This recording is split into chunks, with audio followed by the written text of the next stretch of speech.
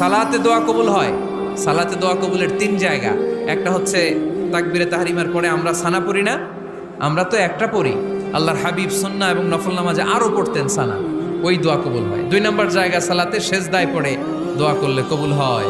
আকরাবু মা ইয়াকুনুল আবদু মির রাব্বিহি ওয়া হুয়া সাজিদ ফাকসিরু ফীহি দুআ। বান্দা যখন সেজদায় লুটিয়ে পড়ে বান্দা আল্লাহর সবচেয়ে কাছে চলে যায়। তা কিন্তু বিশ্বনবী বলে সেজদাটা তোমার রবের কুদরতি পায়ের উপরে পড়েছে।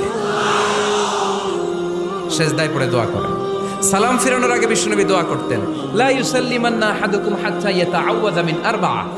আল্লাহর হাবিব বললেন, চার জিনিস থেকে পানাহ না আছে আমার কোন উম্মত যেন সালাম না ফিরায়। তারা যেন পড়ে আল্লাহুম্মা ইন্নী আউযু বিকা মিন আযাবিল কবর, আউযু বিকা মিন আযাবি জাহান্নাম, আউযু বিকা মিন ফিতনাতিল মাহইয়া ওয়াল মামাত, আউযু বিকা মিন ফিতনাতিল মাসিহিদ দাজ্জাল।